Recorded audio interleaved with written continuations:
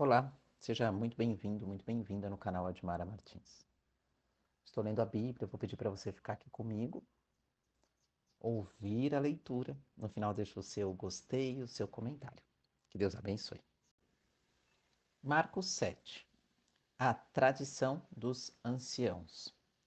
Os fariseus e alguns escribas, vindo de Jerusalém, foram encontrar-se com Jesus e repararam que alguns dos discípulos de Jesus comiam pão com as mãos impuras, isto é, sem lavá-las.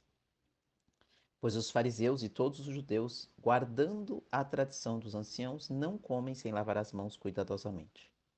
Quando voltam do mercado, não comem sem antes se purificar.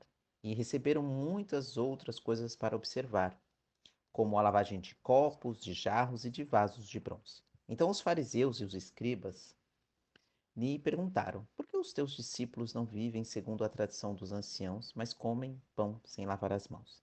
Jesus lhes respondeu: hipócritas, bem profetizou Isaías acerca de vós, como está escrito: este povo honra-me com os lábios, seu coração, porém, está longe de mim. Em vão me adoram, ensinando doutrinas que são preceitos de homens. Abandonais o mandamento de Deus e vos apegais à tradição dos homens. E disse-lhes ainda: sabeis muito bem rejeitar o mandamento de Deus para guardar a vossa traição. Pois Moisés disse: honra teu pai e tua mãe. E quem amaldiçoar seu pai ou sua mãe certamente morrerá. Mas dizeis: se alguém disser a seu pai ou sua mãe, o que de mim poderias receber como benefício é corbá, isto é, oferta dedicada ao Senhor. Vós o desobrigais de fazer alguma coisa por seu pai ou por sua mãe. Dessa forma, invalidais a palavra de Deus pela vossa tradição que transmitistes, como também fazeis muitas outras coisas semelhantes. E chamando outra vez a multidão, disse-lhes: ouve-me, vós todos, e entendei. Fora do homem não há nada que, entrando nele, possa torná-lo impuro. Mas o que sai do homem, isso o torna impuro. Se alguém tem ouvidos para ouvir, ouça. E depois, quando deixou a multidão e entrou em casa, os discípulos lhe perguntaram acerca da parábola. E Jesus lhe disse: então vós também não entendeis? Não compreendeis que tudo que entra de fora no homem não pode torná-lo impuro? Porque não entra no seu coração, mas no estômago e depois é expelido.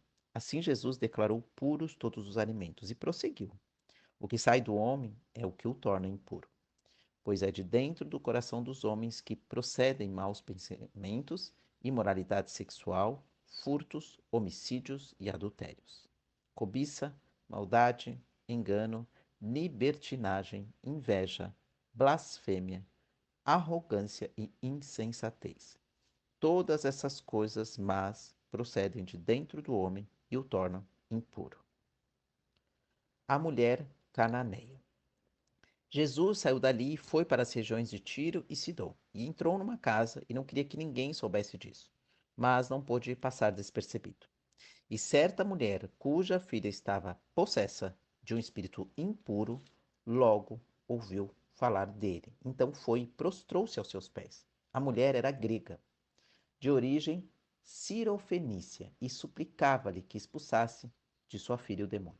E Jesus lhe respondeu: deixa que primeiro seus filhos se fartem, pois não é justo tomar o pão dos filhos e jogá-lo para os cachorrinhos. E ela, porém, prosseguiu, dizendo: sim, Senhor, mas também os cachorrinhos debaixo da mesa comem das migalhas dos filhos. Então ele lhe disse: por causa dessa palavra, vai, e o demônio já saiu de tua filha. Ao voltar para casa, ela achou a menina deitada sobre a cama e o demônio já havia saído. A cura de um surdo e gago de Decápolis. Depois de partir da região de Tiro, Jesus foi através de Sidom até o mar da Galileia, passando pela região de Decápolis, e trouxeram-lhe um surdo, que também falava com dificuldade, rogando-lhe que lhe impusesse a mão. Jesus tirou-o do meio da multidão e, em particular, colocou-lhe os dedos nos ouvidos e, cuspindo, tocou-lhe a língua. Então, levantando os olhos ao céu, suspirou e disse-lhe: Efatá, que quer dizer, abre-te. e seus ouvidos se abriram, a língua se soltou e ele começou a falar perfeitamente. Então Jesus lhes ordenou que a ninguém contassem aquilo, mas, quanto mais ele proibia, mais eles o divulgavam. E maravilhavam-se grandemente, dizendo: Ele faz bem todas as coisas, faz até mesmo o surdo ouvirem e os mudos falarem. Marcos 8. A segunda multiplicação dos pães e peixes. Naqueles dias, aglomerando-se de novo uma grande multidão, e não tendo eles o que comer, Jesus chamou os discípulos e disse-lhes: Tenho compaixão desta multidão, porque já faz 3 dias que estão comigo e não tenho o que comer. Se eu mandá-los para casa sem comer, desfalecerão pelo caminho, e alguns vieram de longe. Então os discípulos lhe perguntaram: Onde alguém poderia arranjar pão para satisfazê-los aqui, neste lugar deserto? E Jesus lhes respondeu: Quantos pães tendes? Responderam: 7. Então mandou ao povo que se sentasse no chão e, tomando os 7 pães, havendo dado graça, partiu-os e os entregou a seus discípulos para que os distribuíssem. E eles os distribuíram entre a multidão. E tinha também alguns peixinhos, pelos quais deu graças, ordenando que fossem distribuídos. Todos comeram e ficaram satisfeitos, e encheram 7 cestos com os pedaços que sobraram. Cerca de 4.000 homens estavam ali, e Jesus mandou-os para casa. E entrando logo no barco com seus discípulos, foi para as regiões de Dalmanuta. Um sinal do céu. Então vieram os fariseus e começaram a discutir com Jesus, pedindo-lhe um sinal do céu para o colocar à prova. Depois de suspirar profundamente no íntimo, disse: Por que esta geração pede um sinal? Em verdade vos digo que não será dado sinal algum a esta geração. E deixando-os, tornou a entrar no barco e foi para o outro lado. O fermento dos fariseus. Os discípulos esqueceram-se de levar pão e tinham apenas um pão no barco. E Jesus advertiu-os: Atenção, guardai-vos do fermento dos fariseus e do fermento de Herodes. E eles discutiam entre si, dizendo: É porque não temos pão. E ao perceber isso, Jesus lhes disse: Por que discutis por não terdes pão? Ainda não compreendeis? Não entendeis? O vosso coração está endurecido. Tendes olhos e não vedes? Tendes ouvidos e não ouves? Não vos lembrais? Quando eu parti os 5 pães para os 5.000, quantos cestos cheios de pedaços recolhestes? E eles responderam: 12. E quando eu parti os 7 pães para os 4.000, quantos cestos cheios de pedaços recolhestes? Eles responderam: 7. E ele lhes disse: Não entendeis ainda? A cura de um cego de Betsaida. Então chegaram a Betsaida e trouxeram-lhe o cego, rogando-lhe que o tocasse. Jesus tomou o cego pela mão, levando para fora do povoado e cuspiu-lhe nos olhos. Depois, impondo-lhe as mãos, perguntou-lhe: Vês alguma coisa? E levantando os olhos, ele disse: Vejo os homens andando como se fossem árvores. Então Jesus voltou a colocar as mãos sobre os olhos dele, e ele começou a ver claramente e ficou restabelecido, pois enxergava todas as coisas com nitidez.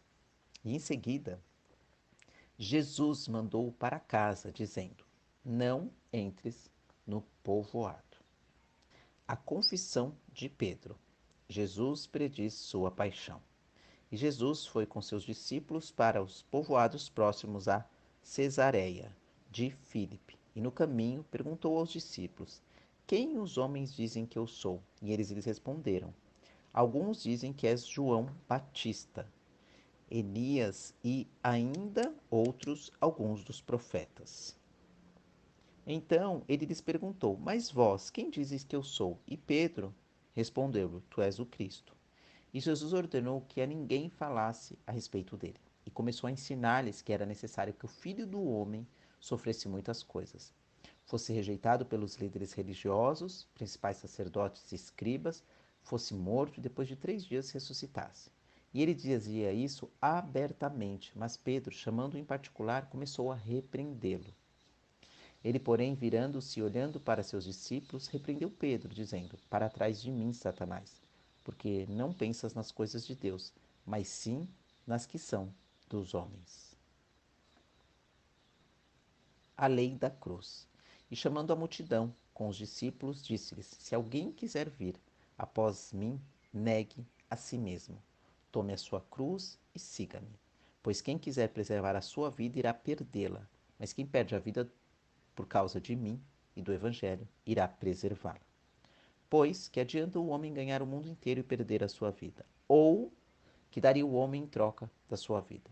Quando o Filho do Homem vier na glória de seu Pai, com os santos anjos, ele também se envergonhará de quem se envergonhará de mim e das minhas palavras, nesta geração adúltera e pecadora.